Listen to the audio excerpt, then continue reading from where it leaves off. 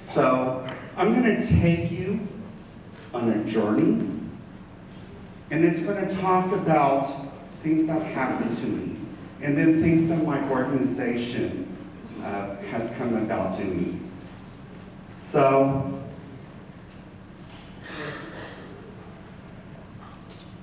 first of all, I want to say life's an adventure if it isn't travel with me. And what I mean by life's an adventure, we never know what's in store for us. We have our highs, we have our lows, we have our good days, our bad days. We never know what's in store. But you know, with our peers and with the help of others, we can get through anything. And so, with it being an adventure, come along with me. And with us together, we can do anything.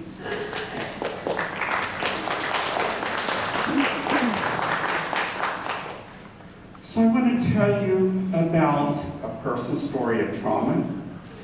And I'm going to take you back to when I was 4 years old.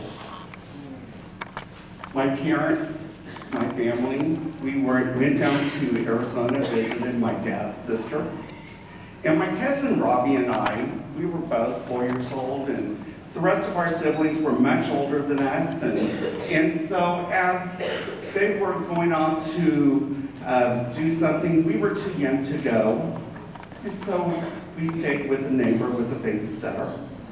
And so, to kind of make a long story short, the babysitter said, "How would you guys like to play a game?" And of course, we said, "Sure."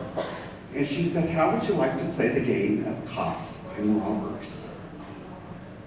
Well, of course, you know, back in the 60s, you know, cops and robbers, boys, sure. Well, we were the robbers and the babysitter was the cop. Well, she caught Robbie, and I was around the corner, peeking around the corner, and I saw that she had a gun to Robbie's head. I thought it was a cap gun. You know, back in the 60s, everyone had cap guns. It was a real gun. And I watched her kill my cousin. Robbie had shown me a secret hiding place in this closet that he and his brothers hid in quite a bit whenever they got in trouble. I immediately ran and hid in that hiding place. The babysitter couldn't find me. When my parents and my aunt and uncle arrived at the house, they saw Robbie laying there, but they couldn't find me. And of course, they called the police. And the police were searching through the house, hollering for my name, saying, you know, "Gary, if you're here, you know, we're the police, it's safe to come out." Well, a police officer shot my cousin. I wasn't coming out for a police officer, for anything. I did not come out till I heard my mom's voice. And so, that's when I really started into the mental health system. I'm 4 years old, witnessing a major crime. It had such an impact on my life. But I have to tell you, I had some major support from my parents. My parents both worked at a state hospital, but they didn't like what they saw. They didn't like what they saw happening to kids. And so my parents asked those questions to those getting treatment. What are you going to do for my son that's going to keep him from getting these type of services, that's going to keep him in the hospital, but that allows him to stay at home, allows him to stay in school, and allows him to be with his friends so he can be a normal kid and live a normal life? Wow.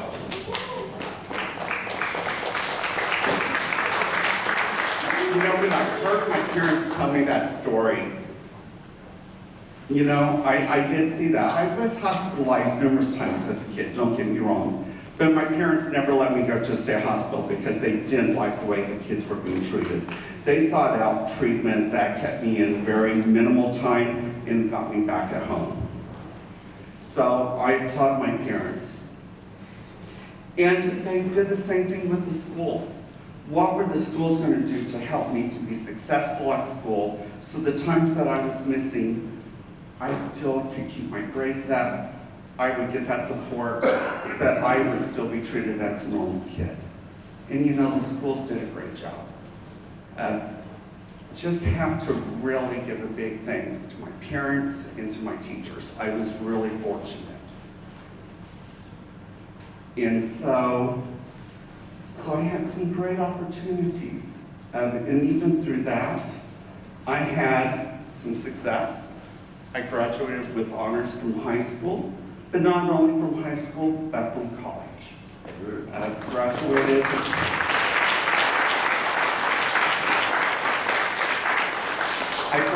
at the top of my class in college, both with my bachelor's and my master's. But you know what? Those credentials, I want to tell you, mean nothing to me. I'm going to kind of go into that a little bit later, but what my degrees are, that's not what's important. Life is what's important. But being able to graduate despite all the illnesses, I did that for myself because I saw what was happening to other kids, and I knew that something inside said I had to do it. So, after I graduated, I began to teach. I was a music teacher. And I gotta tell you, when I started to go into music, my parents were a little shocked. We were at a fair, and we were at a booth that was selling pianos, and I was probably 6 years old at that time. And no one in my family played an instrument. We were musical. My parents, they could sing, but as far as being able to play an instrument, no one was able to.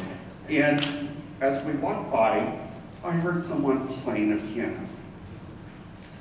And so we stopped because I stopped and dragged my parents to that place. And when that person stopped playing the piano, I sat down and played the exact same thing that he played without ever reading a note. And so my parents discovered, wow, I have this talent for playing the piano. And so it was very obvious that's what I was going to major in was music. And so I had my degree was in piano performance and music education. And when I started teaching, during my interview at the district that I was hired in, I set a very important condition. And I said, you know, before you hire me, I need to tell you about my background. Because I do suffer from a mental illness. I suffer from major depression. The reason why I'm telling you this, because my parents were advocates for me, and I need to advocate for myself, because if something happens to me while I'm teaching, I want the district to know about it so it does not affect my job. And I said, I will not take this job if the parents of my students are not willing to have their kids be in a teacher's classroom that has a mental illness. So I met with parents before I was hired, and I told them the times that I had been hospitalized, and there was a good chance that I'd probably be hospitalized while I was teaching. They were very supportive, so the district hired me. And I taught in that district for 10 years. Great support. I was hospitalized several times for major depression, but the district always assured me my job was safe, and they kept their word. And I had success in my career. I mean, it was exciting. My choir, we got to perform around the world, perform in Carnegie Hall. We won an international high school choir contest. It was just an exciting time, very rewarding. But I also knew deep down inside that there's this other part of me that I really wasn't able to share with people. I also had a lot of personal losses during the time that I was teaching. My high school sweetheart. Gotta tell you about Michelle. Michelle and I had known each other since we were little kids. And our parents knew that we were going to get married. Went through college, We were, dated all throughout college. She was hired by the same school district. She was the band teacher. I was the music teacher, the vocal teacher. And of course, we did get married. But 6 short weeks after we got married, we were driving along the road, and a vehicle passed us, tire fell off that vehicle, went through our windshield, and killed Michelle instantly. So that was another great loss. And the sad thing is the vehicle, the accident could have been prevented because it was done with a vehicle that had a flat tire and they forgot to put the lug nuts back on. And to make the matters even worse, it was my superintendent's son. But I still continue to have great support. But those losses made it even more of a challenge to continue teaching. And the adult system resulted in seclusion and restraints. One of the times when I was teaching, major depression issue. And we had something worked out with my school district, that if I had a major episode, someone from the mental health center would come and get me. That person was not available. So in our area, of course, if they weren't available, they sent the police.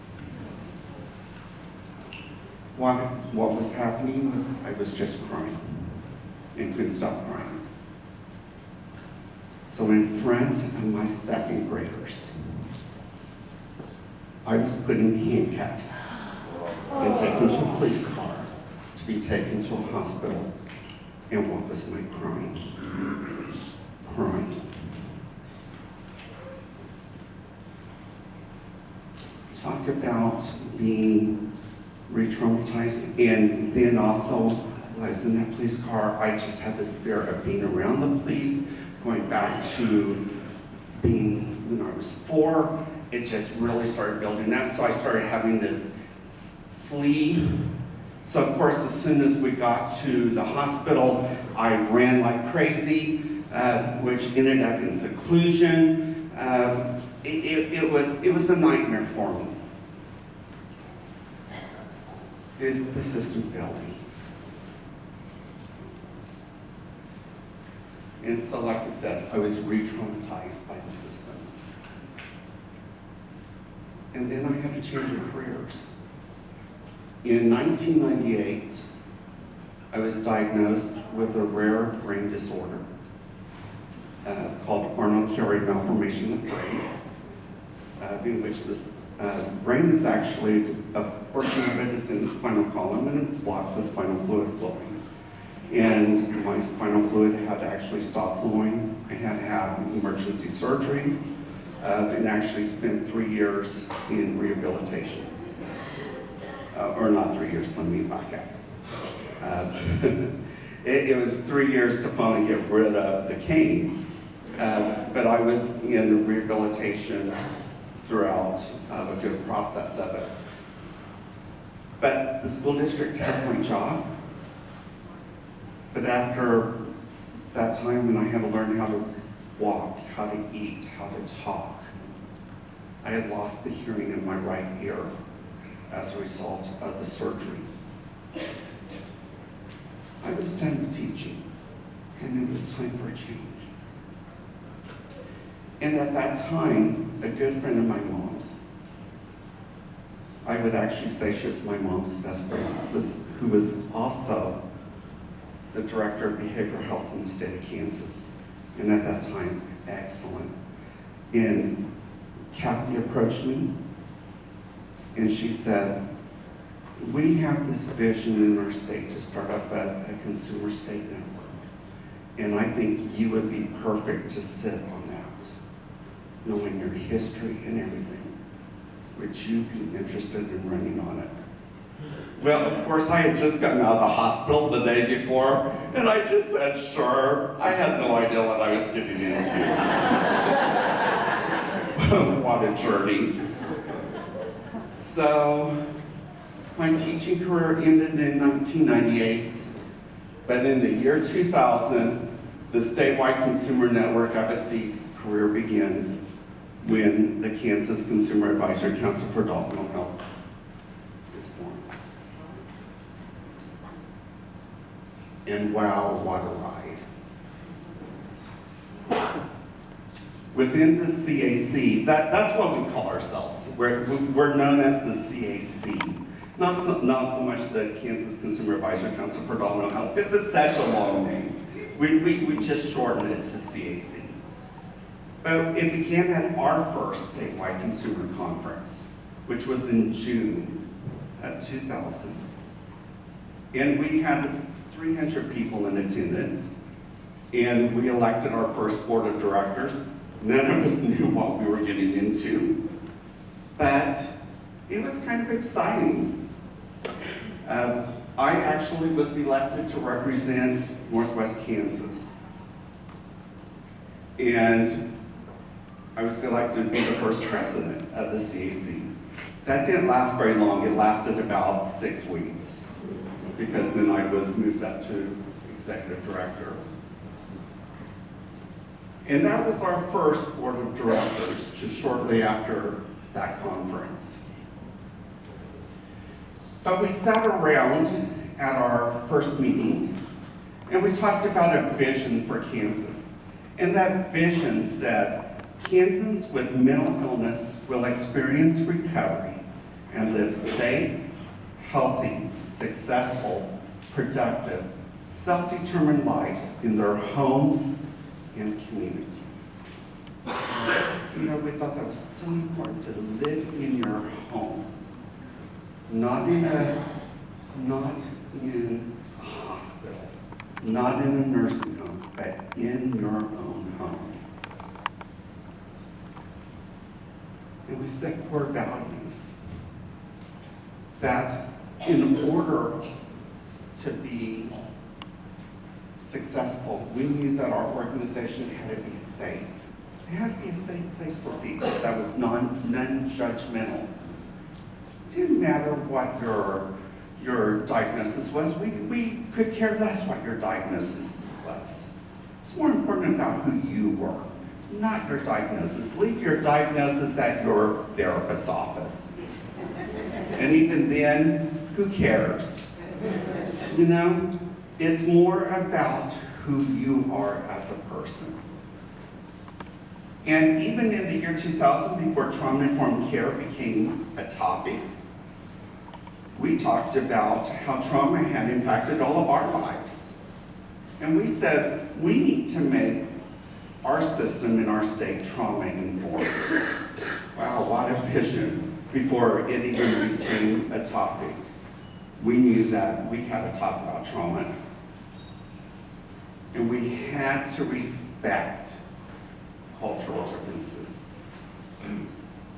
In cultural differences, not only with different race, ethnic backgrounds, but the cultural differences from the urban areas, from the rural areas, and from the frontier areas.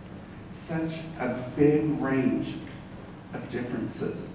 And we had to respect those differences.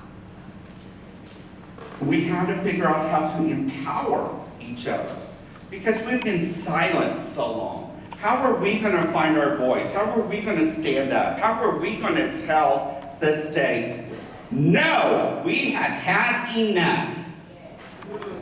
And you know what? In the year 2000, we were quite effective. We also knew that we had to be independent.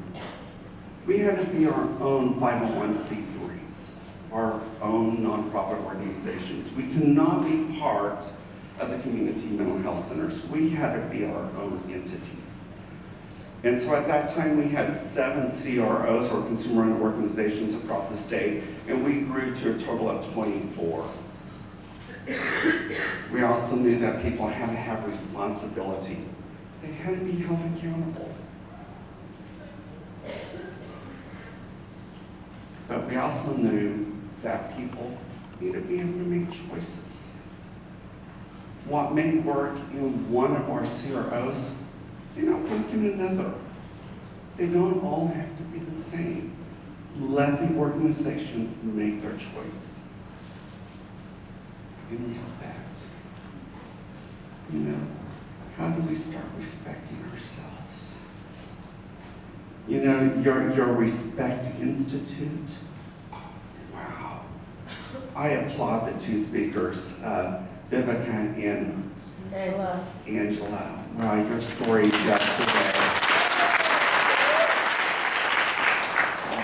You know, that story of respect, we talked about that in our leadership academies. It's so important. If you cannot figure out how to tell your story,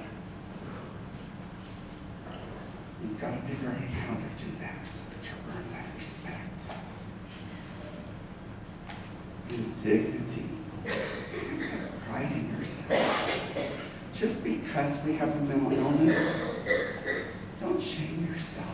Be proud of who you are. Because we're all unique. And we all have a purpose. And most importantly, we knew peer support was vital. And in fact, as we grew, we invited Larry Fricks and his group to Kansas. And just like you guys had already had CPSs going, we started the CPS program in Kansas. And that's the credential that's most important to me, is my CPS credential. And that's the only credential I use.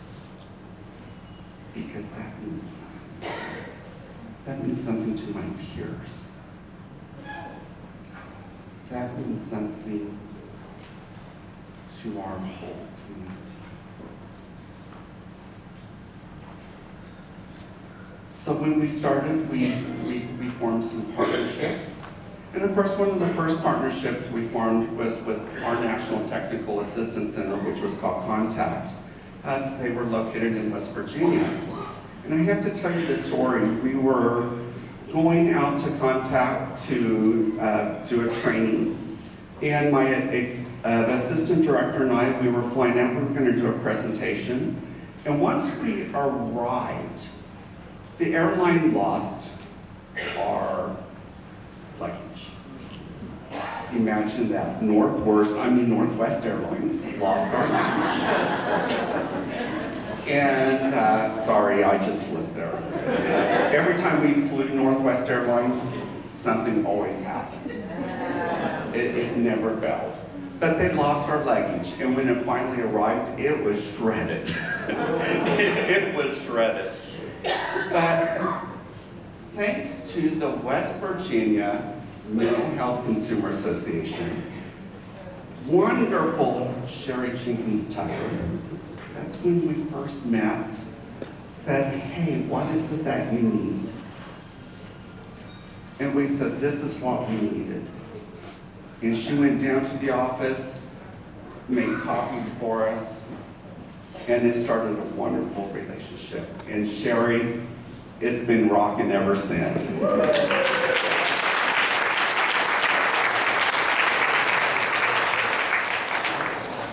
And of course with SAMHSA, the Substance Abuse Mental Health Services Administration. You know, we were funded in statewide consumer network, just like Georgia was. And so many opportunities sitting on the various different committees for SAMHSA, including the National Recovery Planners Committee.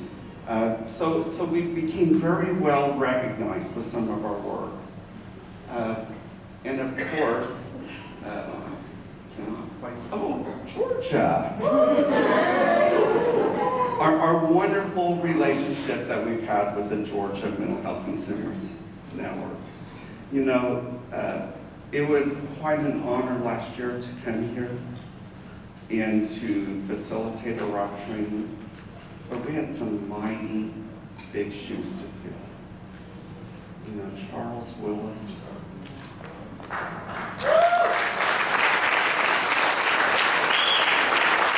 What a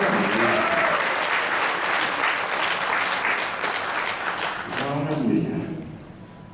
I hope to be like him someday.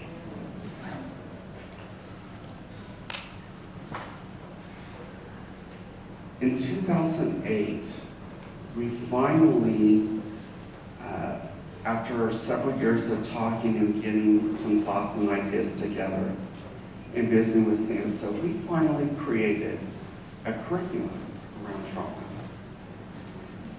And when we created this curriculum, we recognized the need to educate peers, we needed to educate providers, and we needed to educate first responders about the need for becoming a trauma-informed care society. You know, if we don't tell them and educate them about things that they do to us while we're in services and how it re-traumatizes us, things can never get better. We have to educate them. So we do receive funding from SAMHSA, and we create a curriculum that can be utilized by many different entities. And it has been utilized all throughout Kansas. But we talk about luggage, and we talk about keys. And our own personal baggage dictates to us how we can perceive things, as well as how others perceive us. The keys of change allow us to move from our former selves to who we are now. Let me say that again. The keys of change allow us to move from our former selves to who we are now, allowing us to transform. We have to be able to change in order to make a difference. So, how do I perceive things? Well, the first thing is I'm thankful that the wrinkles that I have don't hurt. You know, I have a lot of aches and pains with arthritis and everything, and I'm thankful that the wrinkles I have don't hurt.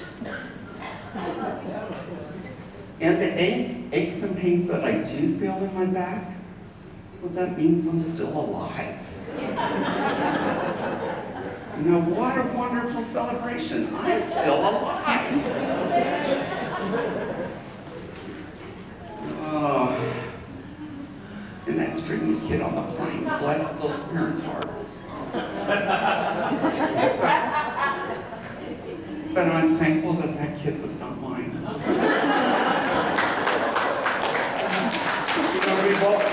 We've all done that prayer regardless of what your religious belief is or background. You see that baby coming on the plane, you go, oh dear God, please don't let him sit by me. And you see everyone's head, but bless their hearts. You know, I think back the times my parents traveled with us. I don't know how they did it. And all of the hugs from my friends means I'm loved. You know, that's the greatest one. All the hugs that I receive means I'm loved, I'm accepted, that I can be what I am, and it's okay. So that's how I perceive things. And each person has their own way of perceiving things. So when we transform, transformation is a way to talk about who we were and how we've changed, as well as who we hope to become. We have to have hope. Transformation is about finding some raw material and past experience that I can use in building the life and personhood I want for myself today. Transformation is about moving toward the life I want to live. It's not what others tell me I have to live. It's what I want. And so many times, the system doesn't hear that. They tell us how we need to live. It's about what I want. And transformation begins the moment we choose to engage in creating and recreating the lives we want to live in relationship to oneself, others, and to one's spirit. And after we transform, we can begin healing. And healing in the community of our peers and those around us takes place when each of us is trustworthy, creating a sense of safety and relationship to one another. And healing is when we use our voice and the knowledge that each voice will be heard. It's so important that each voice is heard. You know, so many times it's just one person speaking. Each voice is so important. And healing is when we create choice for one another through non-coercion.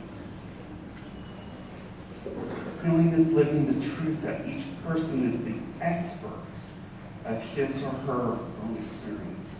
I'm the expert of what happened to me when I was 4 years old. No one else can be the expert of what happened to me and how that affected my life. What happened to each of you with your own experiences? You are the expert of that experience. And no one should tell you any different. Healing is when we support each other in courageous action through each person's personal power.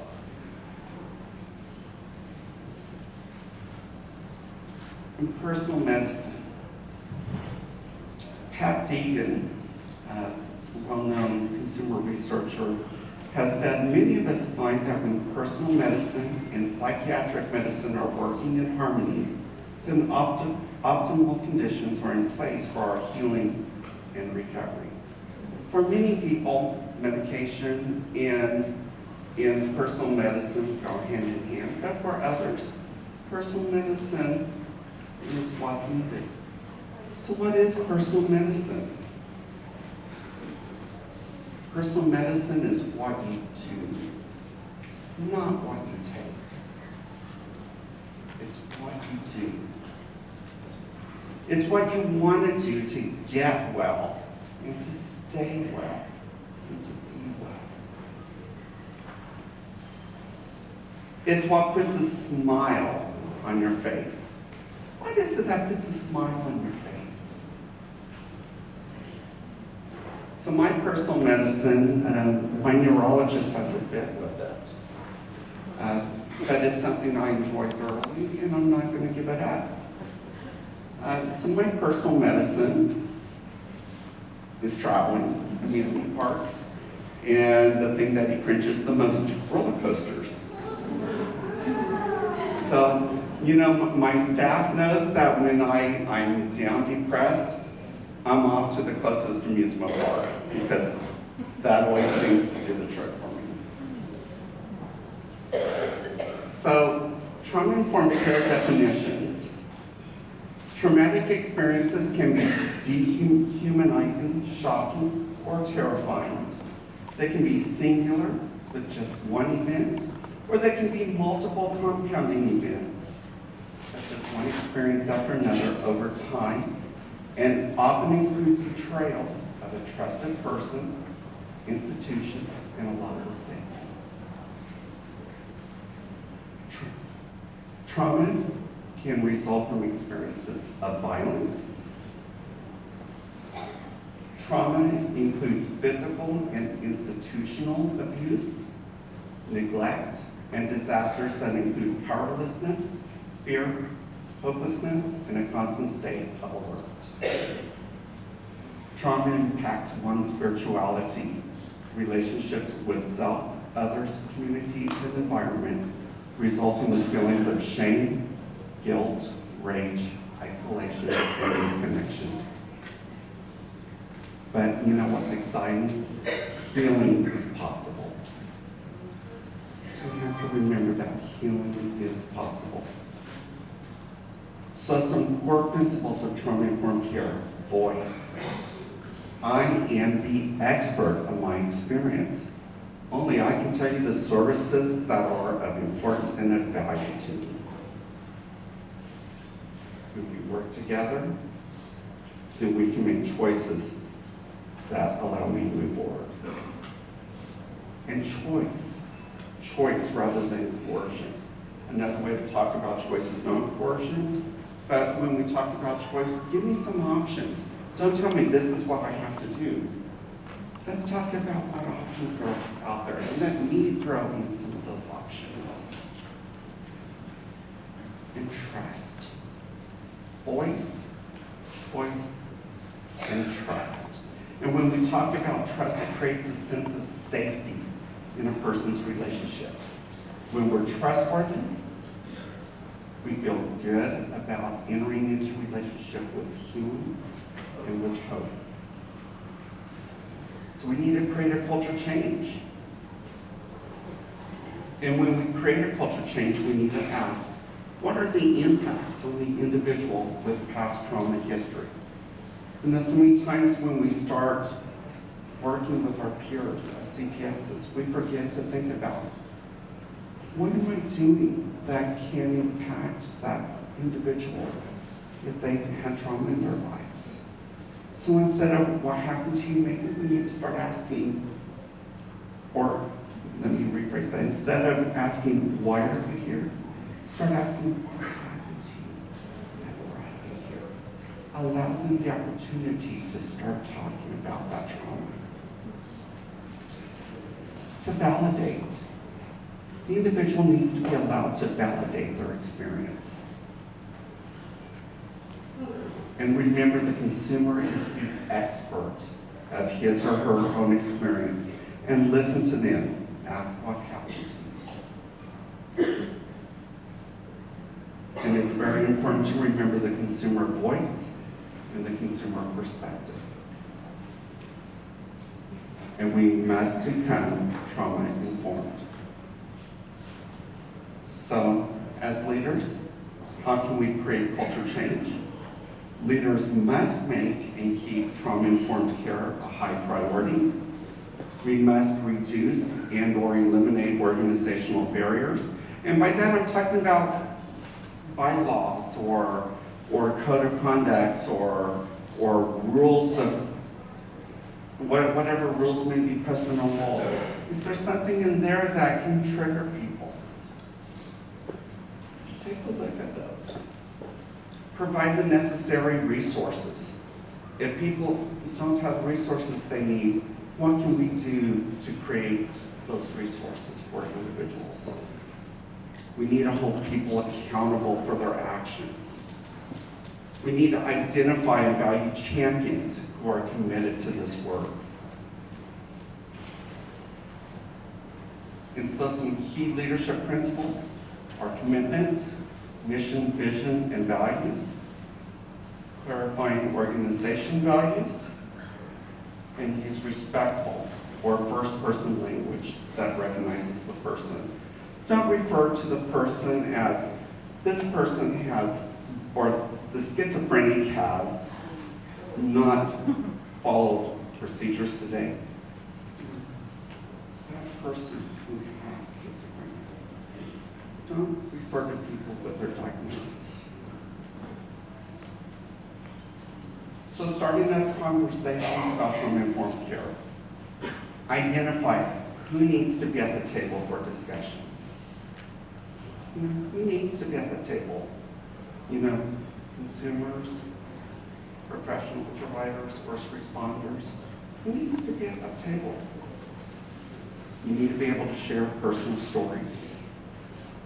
If you can't share personal stories when talking about trauma-informed care, there's a barrier. You need to identify the experts. And of course, who are the experts? The experts are people with lived experience. And peers can play a vital role.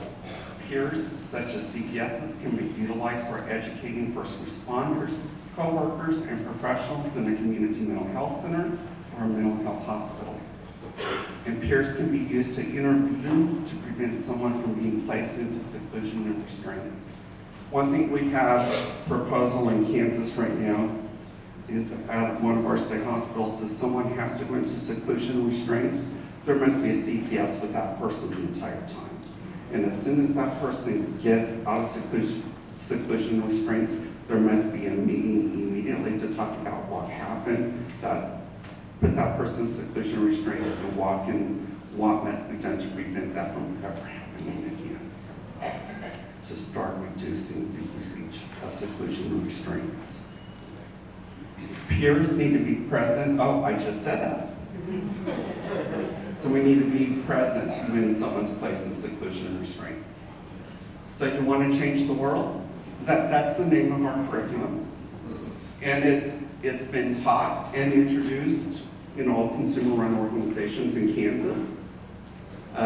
Many of our community mental health centers participated in the pilot lunch bar program and are continuing to use it today. It's been featured as part of a keynote topic in Australia at their 9th annual Reduction of Seclusion and Restraint Conference. It was introduced to the International Initiative for Mental Health Leadership Conference in New Zealand. It has been introduced and taught in Sydney, Australia, and will be expanded. And hopefully developing the partnership with Kansas and Georgia for future training. And so our partnership with Georgia. Of course, Sherry Tucker, we were very fortunate to have Sherry come and be keynote speaker at our conference in 2012. And it was such an honor to have Sherry there that year. We were really going through some tough turmoil with our state government, and Sherry, wow, just really helped bring people together. Wonderful opportunity. My staff facilitated RAC training to Georgia peers last year. Georgia, the executive director, provides technical assistance for our CROs in Kansas. I attended the conference here last year and of course this year. And I had the wonderful opportunity of visiting your peer support, wellness, and respite centers. It just amazed me, and would love to see that happen and develop in Kansas. What an amazing.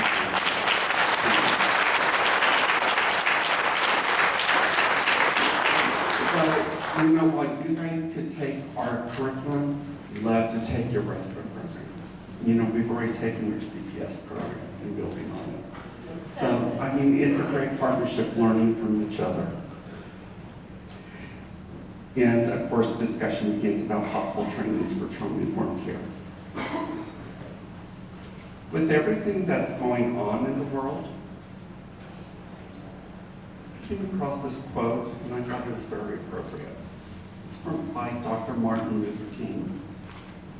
It says, "I just want to be there in love and justice and truth and in commitment to others, so that we can make of this old world a new world."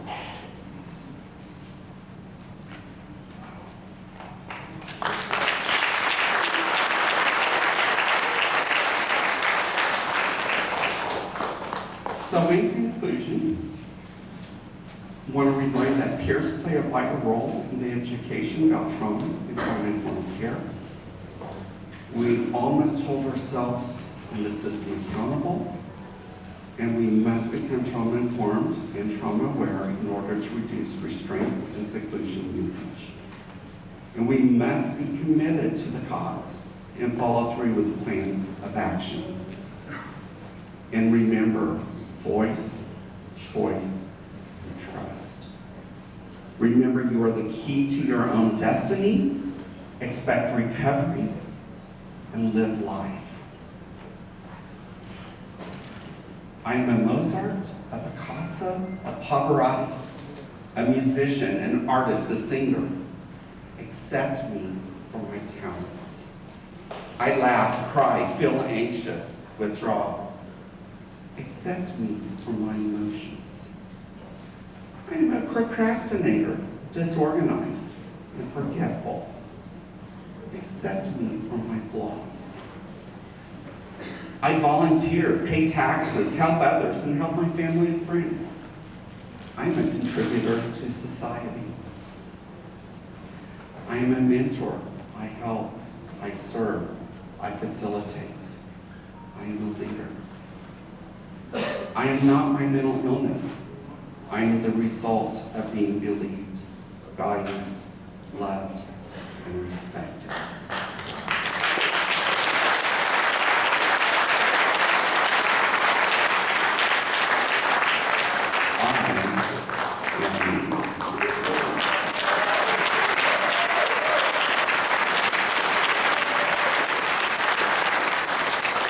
And as always, just want to dedicate this presentation to my hero, my champion, my voice, and the person who inspired me more than she will ever have, my mom.